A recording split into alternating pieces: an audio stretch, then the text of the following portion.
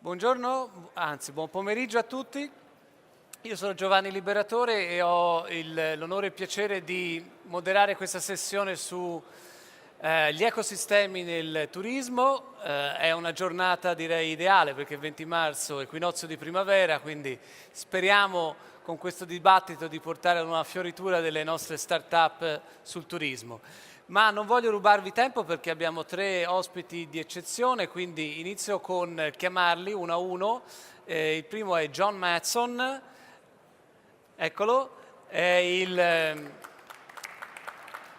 Managing Director di Voyager, che è anche il nostro keynote speaker perché sostanzialmente vogliamo presentare questo modello di grande successo negli Stati Uniti e speriamo anche in Europa e in Italia.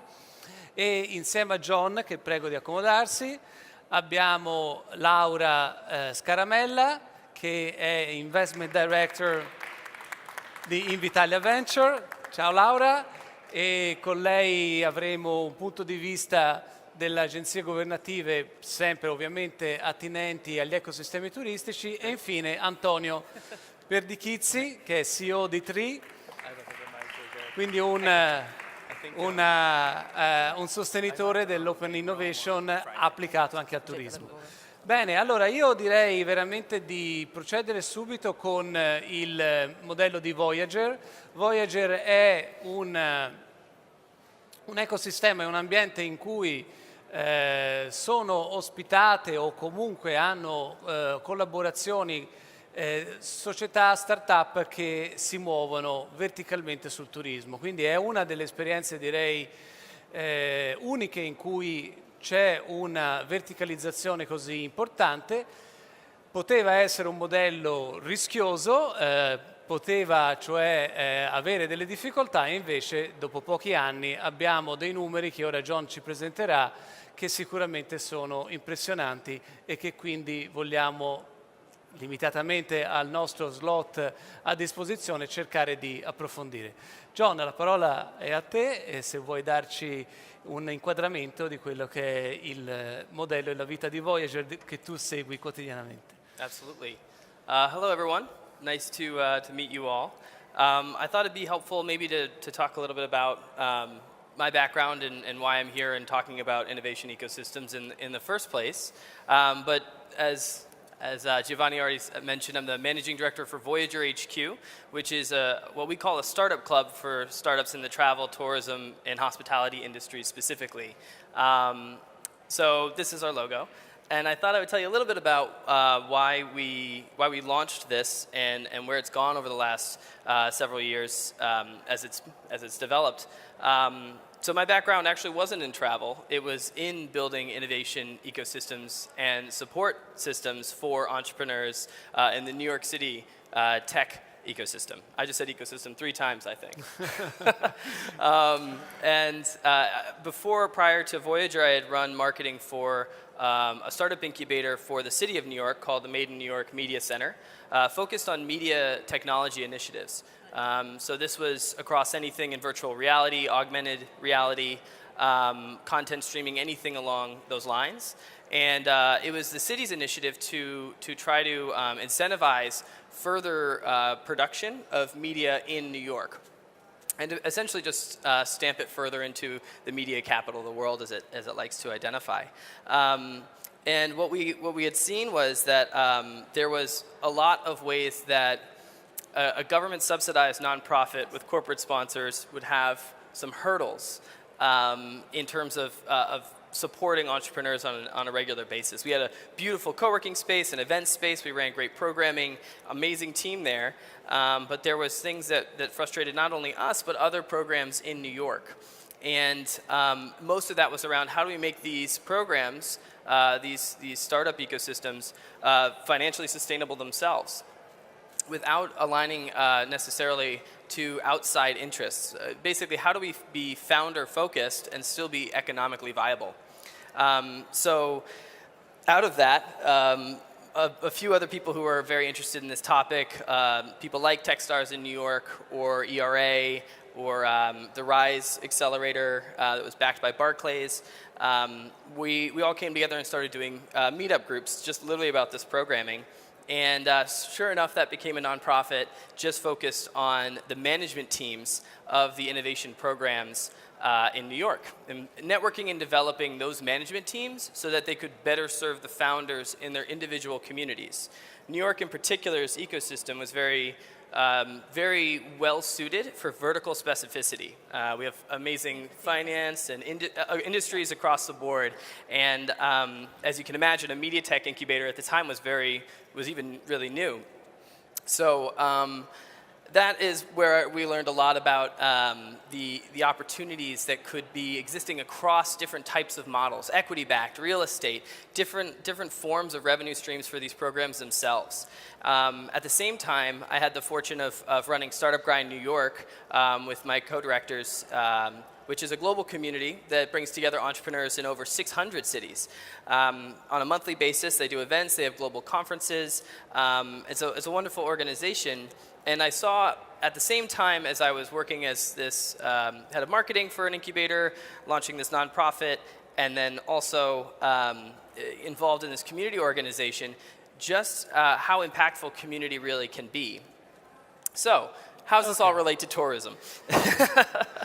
Let's get back to that. John, io credo che sarebbe molto interessante anche dare un'idea dei numeri. Io sono un uomo di numeri, ho iniziato col controllo di gestione delle imprese alberghiere anni fa, quindi ho un po' questa vocazione.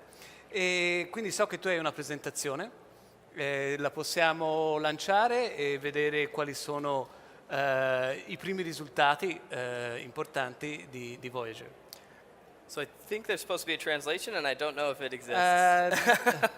C'è una traduzione, vogliamo... Oh, is this... Thank you. Okay.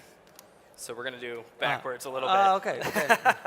But anyway, it's So about I'm asking if you can present the very general framework in terms of the results of Voyager in the very first early years. Yes. That are so impressive. So if you have a presentation, you can launch the presentation and so give these ideas of your results now. Absolutely. Yeah. I think this is on. We'll find out. So Voyager started 2.5 years ago. Basically, I had been working in that space, and the founder of this large flight OTA called Fairportal wanted to start an incubator, an accelerator. Wasn't necessarily thoroughly aligned with what accelerators were doing at the time. So we developed this new model, which is what I'm going to be discussing. So this club program essentially was the idea to create a global digital community just for startups focused in travel, tourism, and hospitality. That was already kind of a behemoth task. How do you create a global network in the first place? So the idea was to focus on the problem sets for founders in this industry. Those two in the US in particular were that there was a high barrier for entry with dynamic partnerships between airlines, hotel groups, anyone in the tourism sector. There were long sales cycles essentially. And then there was also a misunderstanding of the capital-intensive nature within the existing tech investors within New York or any other really ecosystem in the U.S. So it was very hard to fund, and it was very hard to find the right customers or dynamic partnerships to leverage supply. So we addressed those problems by focusing on a network solution between the corporate enterprises, investors, and the startups within the community. So how it works, and this is kind of what you can see, is we've essentially developed membership benefits for each tier of activity within the community that we have. Of course, we focus first on startups because without a large group of startups who are benefiting each other and helping each other, we wouldn't have necessarily been able to do anything with corporate innovation or with any investors in our network. So we started running different benefits programs essentially for the startups, as I have here. We launched with a co-working and event space initially, which is now housing just over 20 companies, all in travel specifically in New York. And we started running events every week that tested how we could create benefits for the founders. This was in an effort to learn even further their problems, but also to uncover how we could support them on an ongoing basis. So through that, we created an advisor and investor network. Essentially, anybody that came to us who was interested in plugging into the community would be a part of this network and essentially index themselves so that we could match them with the right companies. They also received discounts to service providers, mostly in the U.S. at this point, but they get discounts to our events and partner resources from the corporate entities that we now work with. And of course, last but not least, every time that we have an opportunity with an enterprise company, we're able to then source from the community who would be the best fit for that objective. I should also clarify, what does a member mean? Members in this instance is any startup that has a minimum viable product, an MVP, and that they impact travel, tourism, and hospitality in some regard. So the barrier for entry was low. The only way you can actually get kicked out is if you're kind of a jerk. If you're not a good community person, then you generally are not going to contribute to the community. So once you're into the community, you actually don't pay for anything up front. It's a free membership to gain access to all of these resources, which is a lot. Yes, wow, Yeah, it's a lot of work. But the benefit was that we were able to gain information around the companies. They complete a very detailed profile specific to travel, tourism, and hospitality companies. And through that, we're able to make very specific matches, which makes that a lot more useful to the startups from a right time and place type of perspective, but also for the enterprise companies for finding the right deal with a company that's not going to burn out in 6 months. And so we hold that information obviously very, very private. If it's ever at all used, it's an opt-in basis, so there's never any concern around whether or not we're sharing information with enterprise companies or investors. It's all held with us, and we ask you if we can share information on an individual basis. Also a lot of work.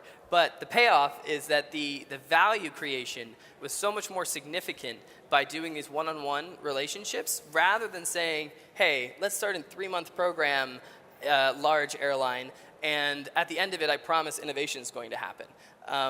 Not that there's anything wrong with accelerators, but it's just that it's very difficult to manage expectations across 3 months, 6 months, even a year. You have to grow with the expectations, the changes in objectives quarter to quarter. I think you could probably talk all day about corporate innovation in this exact light. And so this way, we're able to be a lot more nuanced. So that's a little look at the club membership. And So as a member, Yeah. what kind of services you receive from Voyager? From Voyager, it's the ones I had listed. So it's the co-working space you get for free.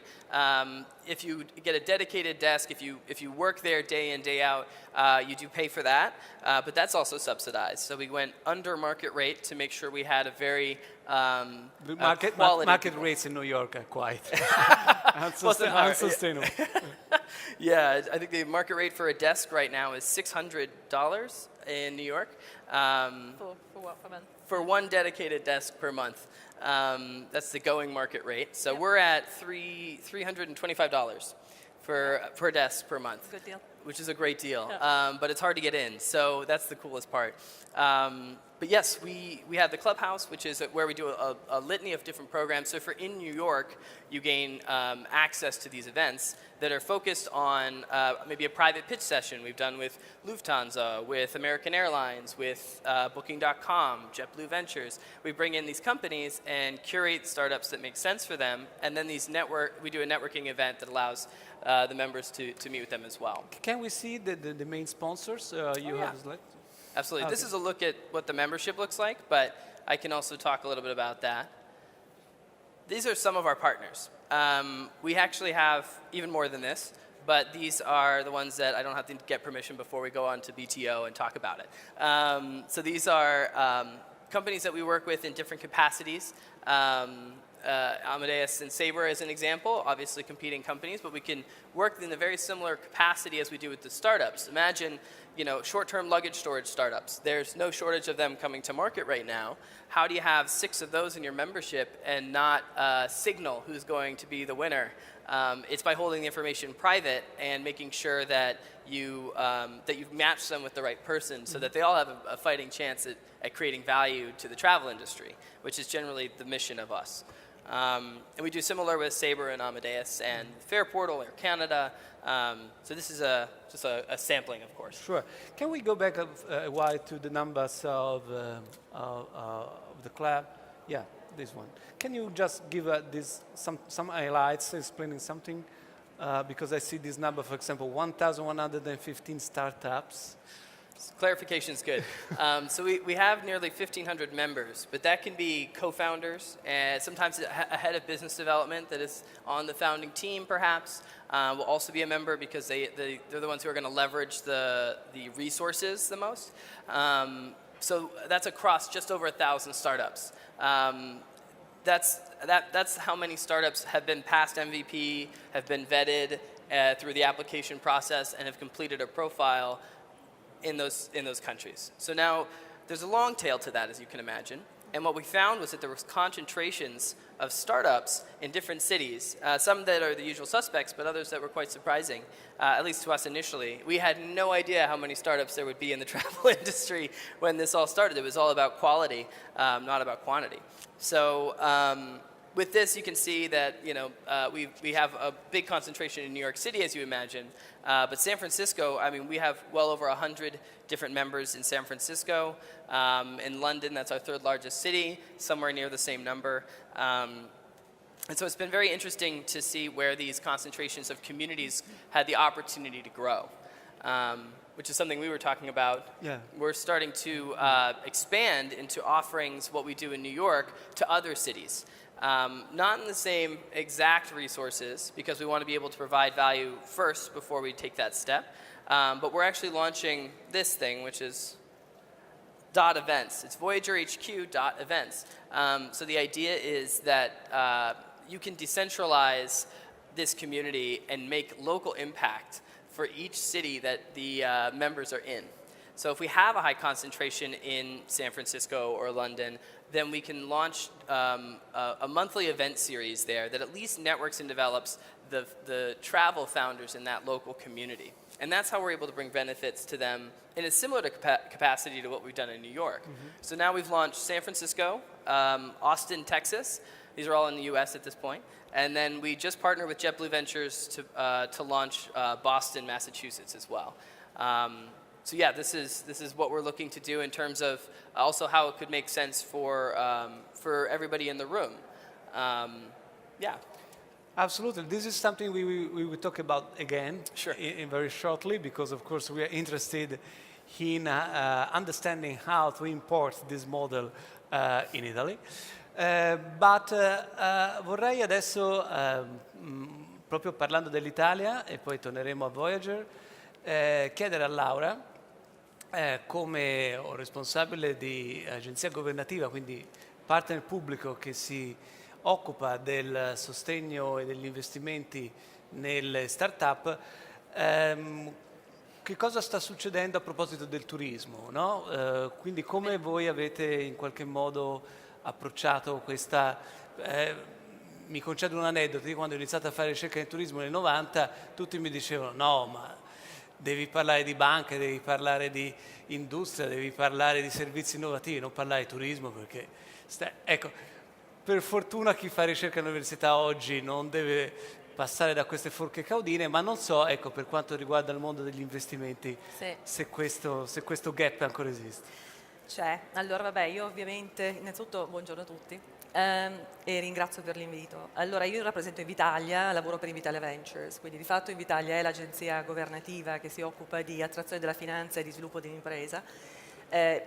Siamo perfettamente consci del fatto che, pur avendo un'importanza davvero notevole su quello che è il prodotto interno lordo italiano, come industria, quella del turismo, diciamo, il livello di innovazione, se lo si guarda da un punto di vista di start-up italiane o comunque di innovazione diretta italiana e non proveniente dall'estero, in realtà è abbastanza minima dell'industria. Giusto per fare qualche numero, se pensiamo al fatto che comunque Invitalia rappresenta una delle agenzie principali in questo senso e andiamo a vedere quelli che sono stati gli investimenti che Invitalia ha fatto nell'industria a sostegno delle imprese, negli ultimi anni sono stati fatti circa 1300 finanziamenti, sono stati stanziati 100 finanziamenti per circa 670 milioni di euro, quindi un valore importante. Se andiamo a vedere quanti sono le aziende con un importante contenuto tecnologico, quindi quelle che possiamo più facilmente comparare a quelle che sono le start-up, il numero cala significativamente, però di 55 aziende, per un totale però di 13 milioni. Quindi questo dà un'idea di quanto in realtà sia stato fatto poco, ma non perché non ci fosse la volontà, perché la verità è che ci sono pochissime start-up in cui investire. Per affrontare questa tematica comunque importante, se si va a vedere qual è l'impatto dell'innovazione proprio nel tenere viva e nell'aumentare anche l'importanza di questa industria stessa, che comunque, ribadisco, è così importante per l'economia italiana, abbiamo cominciato ad agire a diversi livelli, ma osserviamo anche con molta attenzione i modelli diversi, non ancora inseriti nella compagine, che sicuramente probabilmente dovrebbero essere inseriti. Allora, per il momento Invitalia cosa ha fatto? Ha cominciato a operare a monte, quindi nel fatto di incoraggiare nuove start-up ad essere formate, quindi è stata lanciata un'iniziativa da pochissimo peraltro, che è Factory Impresa Turismo, che è un'iniziativa verticale sul turismo, quindi in questo caso, che va proprio a identificare dei progetti interessanti e a supportare la formazione e la crescita, facendo anche degli investimenti poi diretti, anche se parliamo di sito come abbastanza early stage. La accompagna anche attraverso quello che poi il network di Italia stessa nelle fasi di crescita iniziali. Poi ci sono delle iniziative un pochino successive, ma ancora nella parte degli stage della filiera di finanziamento, quindi quando le aziende sono ancora piccoline, che invece fa leva su quello che è l'ecosistema di Invitalia in senso lato, questo è il sistema Invitalia Startup, dove si vanno a mettere abbiamo messo insieme il network di 19 acceleratori italiani, non verticali in questo caso, qui parliamo di un'iniziativa più orizzontale, con due network di angels che contano circa 250 angels. E abbiamo indirizzato quello che è un altro dei problemi cronici dell'Italia, ossia il fatto che queste realtà esistono, cioè gli acceleratori esistono, gli angel esistono, ma non agiscono in modo organizzato. Di conseguenza il tipo di finanziamento che ne esce è spesso non sufficientemente solido per riuscire veramente ad aiutare la startup nelle fasi più difficili di finanziamento. E queste sono le nuove iniziative in Italia. Dopodiché Invitalia, attraverso Invitalia Ventures, agisce in modo più strutturato ormai da qualche anno sulla filiera, ma quando però c'è già un'azienda, quindi una fase successiva rispetto a quella dove acceleratori come Voyager HQ entrano, è di venture capital più tradizionale. E dopodiché noi abbiamo anche un fondo di private equity, in questo caso indirizzato al sud, che può agire invece quando l'azienda è già un pochino, è decisamente più grande. Quindi queste sono le iniziative, le principali iniziative che sono attualmente attive, ce ne sono altre. Volevo capire, John, voi avete un ruolo con il pubblico o qualcosa di analogo a Invitalia negli Stati Uniti, oppure vi muovete indipendentemente, assolutamente in forma privata? That is a great question. We haven't done as much work with government agencies at this point. Sorry, it's tricky. We haven't done as much work with government agencies at this point, but it does make a lot of sense in terms of the job creation that's formed, that's formed city to city. Obviously, in New York, there's been a lot of conversations both with the Tourism Board and Economic Development Corporation there that there is a lot to be done. I think it seems to me, at least in my understanding, that the market here has a lot of interwoven nature between it and government government projects. So I think it's terrific that you're formulating a more structured approach. Is that to say that you're kind of focusing on pre-seed and seed stage companies and getting them past that hump so that they're not, because they're not quite ready for commercial viability with larger clients? Is that the idea? Allora, un problema sorry. No, go ahead, go ahead. I'm getting back in my head. Abbiamo la consegna di parlare in italiano. Ok, allora tornando all'italiano. Allora, c'è un problema strutturale in Italia per la parte di finanziamento early stage, quindi noi andiamo a indirizzare proprio quelle fasi che sono quelle più problematiche, cioè di preparazione alla CSA, quindi al venture capital, diciamo, più tradizionale, che invece è già rappresentato in modo un pochino più significativo in Italia, per quanto probabilmente non sufficiente, ma già c'è una presenza un pochino più importante. Quindi noi di fatto interveniamo attraverso diversi strumenti di Invitalia nelle fasi più complesse, che sono proprio quelle della formazione e dell'inizio, diciamo, della startup. Ora, un aspetto che potrebbe essere rafforzato, e sicuramente uno degli aspetti che io trovo molto importanti di Voyager IQ, è la collaborazione col corporate, che sicuramente c'è a livello di Invitalia, ma probabilmente delle strutture verticalizzate e sviluppate insieme a un corporate possono agire in modo molto più strutturato e molto più efficace sullo sviluppo di queste fasi iniziali. Nello specifico immagino che, e questa è una domanda che ti faccio John, la parte di business development delle start-up e di proof of concept inizialmente poi di business development delle start-up sia molto facilitata dalla vicinanza con le vostre corporate sponsors. Però questo sarebbe interessante capire, quindi io penso che ci siano degli aspetti del vostro modello che sono probabilmente ancora un po' carenti nell'ecosistema italiano, proprio su delle verticalizzazioni specifiche che sarebbe molto importante integrare. Questa è una impressione mia, mi astraggo da responsabilità nei confronti di Italia su questo. Okay, I think I got it all. Okay, cool. Thank you. That is a great question. One thing that we've done in terms, so you're saying essentially that you would support larger corporate and enterprise companies so that they could better integrate with startups in the ecosystem here in Italy. And am I incorrect? No, it's absolutely correct. Okay. Sì, è corretto.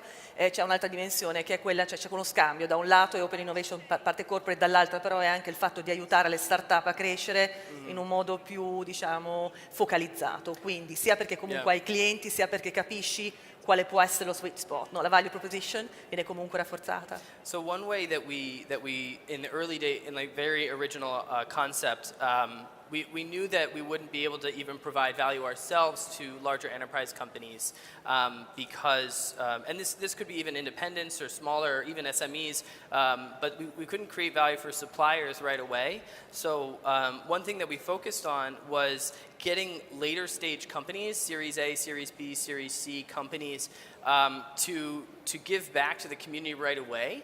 And we actually did a lot of pairings between companies that were going for their seed stage and a Series B company, even just so that we had the validation to say, hey, you should try this. But the seed stage company that we would want to have success from that would be able to say, hey, we did some market testing. We actually have validation.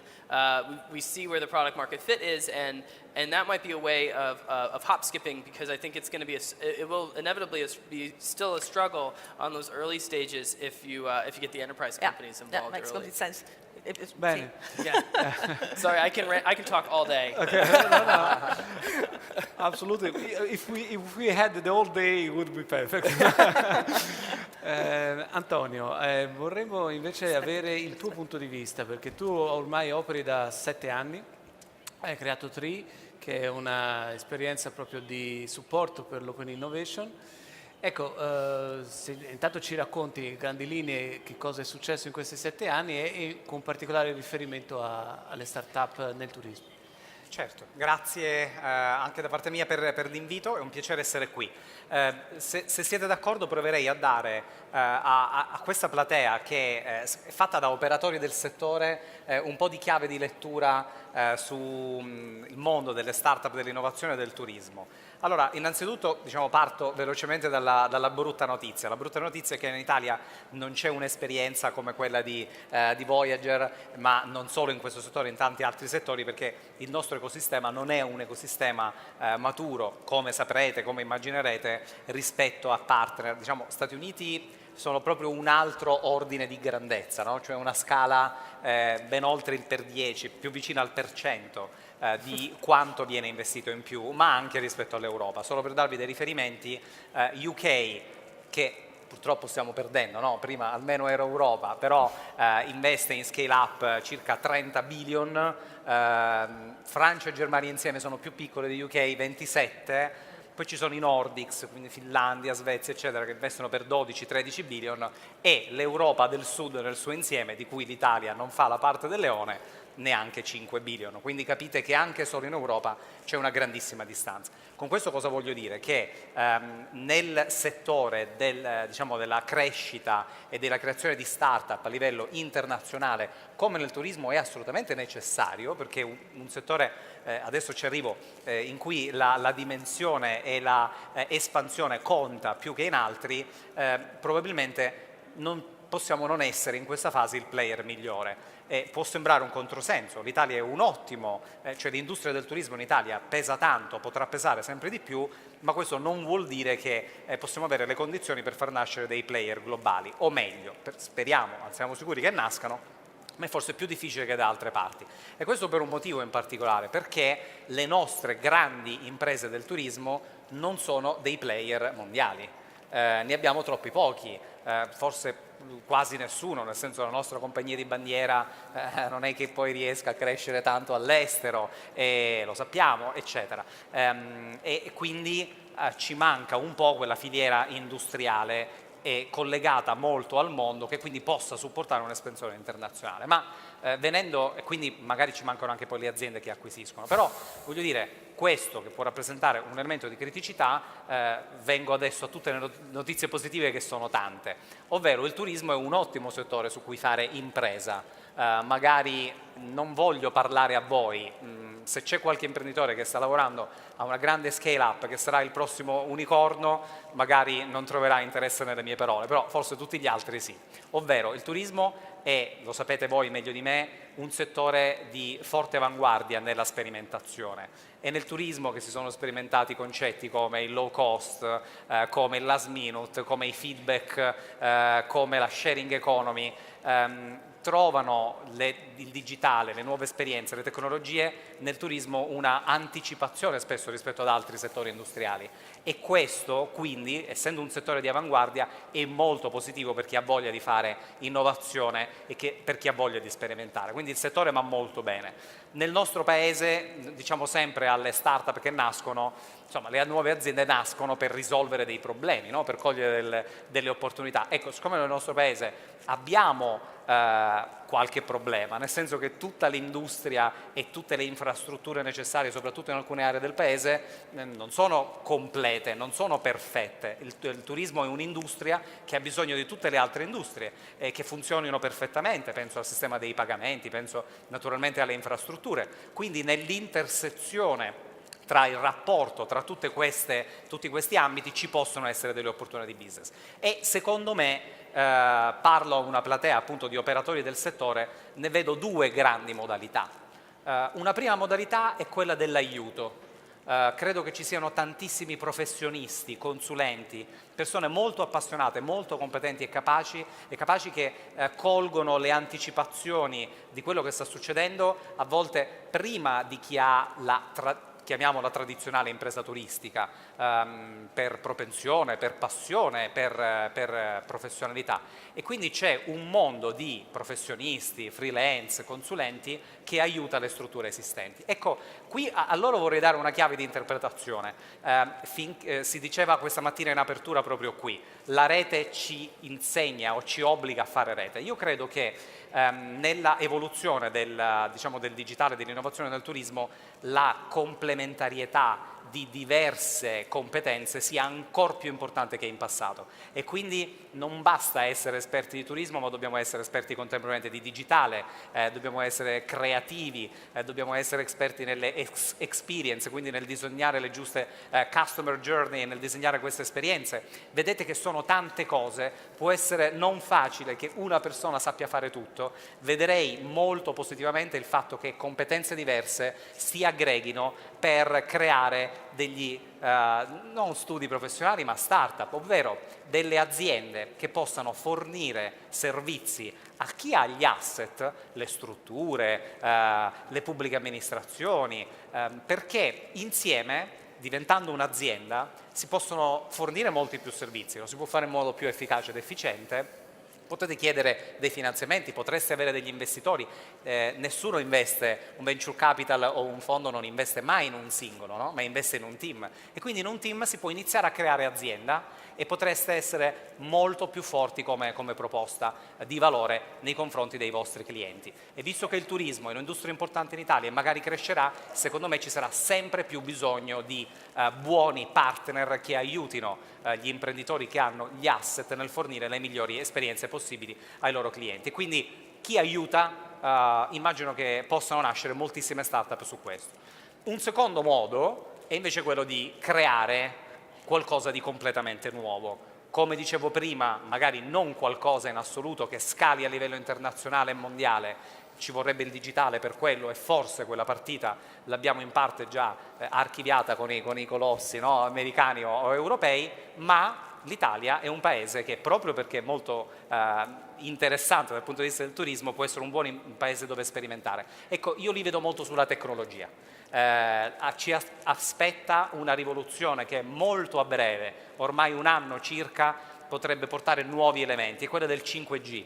La disponibilità di connessioni super veloci con bassi tempi di latenza abiliterà quello che voi da tempo immagino sapete essere una potenzialità, la realtà virtuale, la realtà aumentata, la possibilità di avere l'internet delle cose e quindi una grandissima quantità di informazioni. Ecco, probabilmente nell'utilizzo della tecnologia c'è spazio per innovare, c'è spazio per creare nuove imprese che aprano dei mercati e che naturalmente possono quindi seguire l'opportunità del finanziamento, del venture capital, e quindi poi andare a crescere, anche perché lì abbiamo tanto da giocare, lì sì che abbiamo dei player mondiali, i nostri player mondiali nel food, i nostri player mondiali su Industria 4.0, ricordiamoci che siamo il secondo paese in Europa ed uno dei più importanti al mondo sul tema della meccanica. Immaginate quando quindi questa tecnologia possa essere applicata al turismo, ecco lì sì, mi aspetto e mi auguro che possa nascere qualche unicorno nel nostro paese.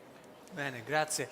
Allora, io vorrei fare un'ultima domanda a John e poi lasciamo spazio al pubblico per domande eventuali, se ci sono benissimo, se no poi rifacciamo un altro giro tra di noi.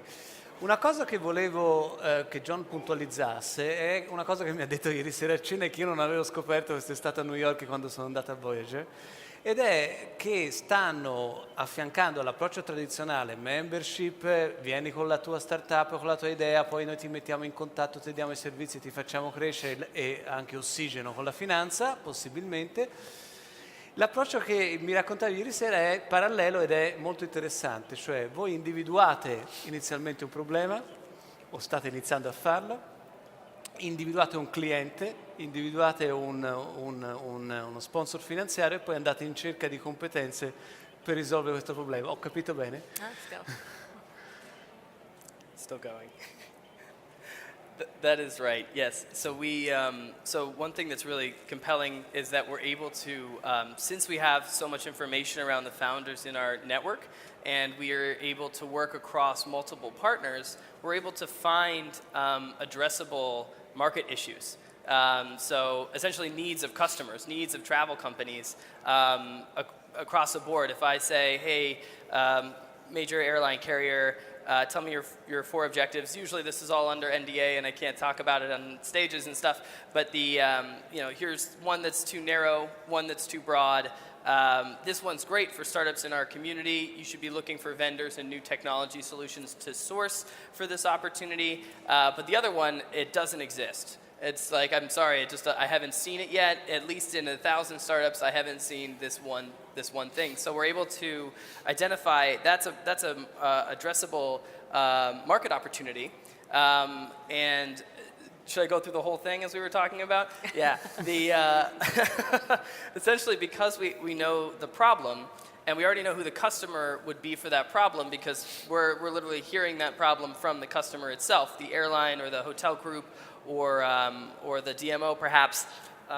what we're able to say is, okay, how do we source from these entrepreneurs? Because there's really no shortage of great entrepreneurs with really unfortunate ideas that they can't necessarily get to market because the barriers are too high. I will also say, you got to give yourself a lot of credit, because if you're able to test in any market, it's a huge opportunity. So I think Italy has a wonderful opportunity in front of it, because I think the barriers are very difficult in the U.S. for tourism in general. If you're starting a travel startup in the U.S., it is a very, very difficult consolidated market. So if there's any opportunity for people in this room, for SMEs or for larger chains within Italy, then absolutely you should be checking out local providers and opportunities that way. But what we're able to do is, hey, say there's none that are in your market or in any market, and we haven't seen it anywhere. It's not even in Southeast Asia, which apparently everything's in now. But that to us says, okay, where's the founder that's done something closest to that? And that is something that we're very interested in exploring. Essentially, the idea is a corporate venture startup studio to create a business from ground up, from the get-go of first customer, the actual problem that they're solving, and the founder that we can source from this very large community. We're able to basically band together and solve industry problems by getting it directly from the horse's mouth. That's a turn of phrase. I don't know if that's a turn of phrase in Italy, but directly from the customer. So yeah, this is something that we're very excited about exploring. And I think just in general, if you're interested in looking at technology providers, startups that might make sense for what you're working on, you can create this type of community. We're very interested in supporting people in local communities and networking and developing startups with partners from the get-go. Our San Francisco chapter directors, the VP of investment analysis at Kimpton Hotels, which is a significant brand in the U.S., they don't have to be necessarily a tech startup founder, although she also started a tech startup, so there's that. But the idea is that the industry can support itself, can support each other. And that's what this is all about, right? This is about connecting and this whole conference. So definitely, in terms of this, I'm very excited. The corporate venture startup studio idea. Yeah. Grazie. Allora io veramente vorrei lasciare qualche minuto alle domande, o per John Matson o per Laura Scaramella o per Antonio Perdichizzi, se ci sono sia startuppers che altri punti di vista e vogliono fare una domanda.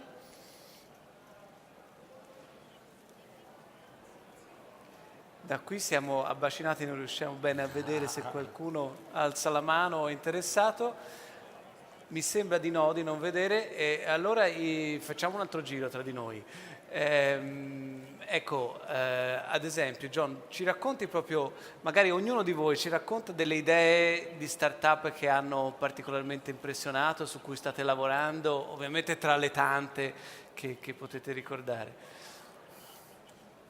Oh, that's so tough. I always feel very bad playing favorites. Well, okay, so I could say there's certain problems that I'm very interested in solving. So, for instance, I think the distribution network within airlines, for example, is as you described.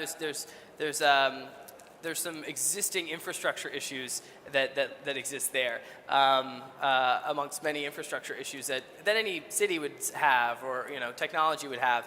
But we're still obviously doing the SOAP protocol on a mainframe, and that's to say that there's a foundational technology that makes sense, but distribution could have so much more fast-reaching opportunities. A couple that I'm interested in particular in this. One is Arise Hospitality. I think they're actually out of London, if I'm not mistaken. They're very interesting because they also can make a guarantee on what the GDS is already saying the rates are going to be. So that's the first time that I've seen that out of a startup. And I think that's a very compelling way to do it. Also, they're only specifically focusing on hospitality as opposed to handling all levels of distribution, which is smart. The other one that I would think in that space, I mean, there's a lot that are great. I'm not speaking just, again, guys, don't take it seriously. You know, like I love all of you in all the startups. You know, but I think Latitude Go is very interesting. Essentially backwards, re-engineering a little bit some of the distribution by working with charter flights. In the U.S., like charter flights aren't generally on distribution networks, and it essentially just allows for them to test quickly. It's the same idea of if you have a market that is like aching for something new and to do something better, that's a huge opportunity. So as many airlines as you can sign up on this type of distribution network, suddenly you become compelling to a litany of other providers, potentially even the GDS themselves. And so these are things that I'm excited about. Of course, I'm excited about how artificial intelligence and AI can enable agents and advisors. I think that's like probably one of the most obvious things that should be happening right now, because there's so much manual tasks in the space that artificial intelligence could enable these things to go quicker. And I will say that the tourism space, the tourism activity space in particular, everyone here is familiar, like that is completely the Wild West. There is so much to do there. So I just think whoever comes out on top in that space is going to be doing some very interesting things. Bene, grazie. Laura, tuo punto di Sì, vista? beh, io qualche chiaramente idea? per un discorso di privacy non posso parlare delle realtà che sto guardando, però posso dire, legandomi un po' a quello che diceva anche lui, quali sono delle opportunità di mercato che guardo con particolare attenzione. A livello di tecnologia spesso parliamo di AI, ma comunque se ne parla spesso ultimamente. Ma uno dei problemi che c'è molto, io vivo a Roma da 6 mesi e mezzo, 7 mesi, perché sono molto molto nuova alla città, una cosa che si vede sempre di più nelle città d'arte, Venezia e Roma sono appunto due esempi che mi vengono in mente giusto per rimanere in Italia. Il fatto che c'è un overcrowding, ci sono troppi turisti in determinate Allora aree. mettici anche Firenze, senz'altro. Per cui di fatto qualsiasi tipo di startup che cerchi di risolvere problemi legati a questo grosso problema, quindi sia di flusso di traffico, piuttosto che di cercare di incentivare punti di attrazione in altre parti della città, piuttosto che di migliorare la situazione del trasporto e mobilità, ecco, secondo me tutte le startup che sono in questo spazio hanno delle enormi possibilità e quindi le guardo con attenzione. Certo. Antonio?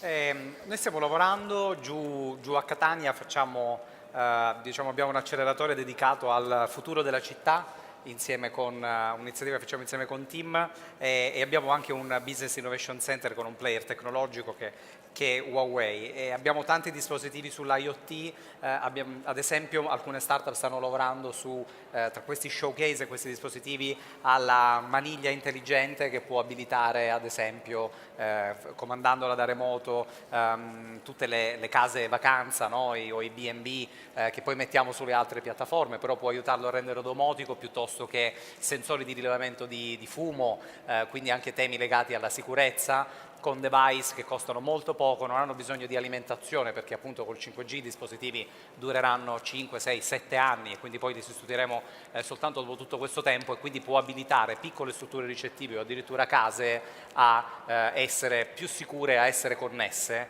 e quindi stiamo lavorando su questi temi. E poi dall'altro lato invece io seguo anche dei progetti di CSR per giovani, sono presidente di questa associazione che si chiama Junior Achievement e portiamo l'imprenditoria a scuola, americana, e compie 100 anni quest'anno, è stata fondata a Boston. Educazione finanziaria e imprenditoriale a scuola, in Sicilia lavoriamo da tanti anni con 2000 ragazzini ogni anno, ma quest'anno c'è un progetto speciale, molto particolare, a cui tengo molto. Con UNICEF stiamo lavorando con giovani migranti non accompagnati e studenti siciliani che lavorano insieme e creano progetti di impresa. Ecco, tra questi, alcuni di questi team misti, probabilmente guardandosi in giro, no, tra Catania e Palermo, vedendo quali possono essere i problemi da risolvere, vedono che c'è tanto turismo, tante persone che vogliono provare le esperienze autentiche, e loro stanno provando a collegare il tema del cibo, della visita e dell'esperienza insieme, da punti di vista molto diversi, quindi ragazzi siciliani insieme con ragazzi che vengono da vari paesi dell'Africa. Ecco, non ci sarà tanta tecnologia, però questo ci fa pensare come il turismo ha a che fare col territorio, con la prossimità, ma anche con concetti come l'accoglienza e l'inclusione, e quindi mi faceva piacere darvi questo messaggio. Da un lato tanta tecnologia, ma dall'altro anche tanto cuore. Grazie davvero. Allora, speriamo di avervi dato il senso di come una modellazione di ambienti in cui le start-up e chi ha delle idee in qualche modo può essere aiutato, e di avere anche un auspicio che dai diversi punti di vista possa nascere in Italia un ulteriore impulso a chi ha delle idee nel settore turistico. Oggi, dicevo, è l'equinozio di primavera, quindi speriamo in una fioritura ulteriore, no, di imprese turistiche, ci contiamo. È anche il giorno mondiale della felicità, la giornata mondiale della felicità, quindi auguriamo a tutti gli start-upper italiani una felicità e un radioso futuro, e grazie ancora per la vostra partecipazione. Grazie. Grazie.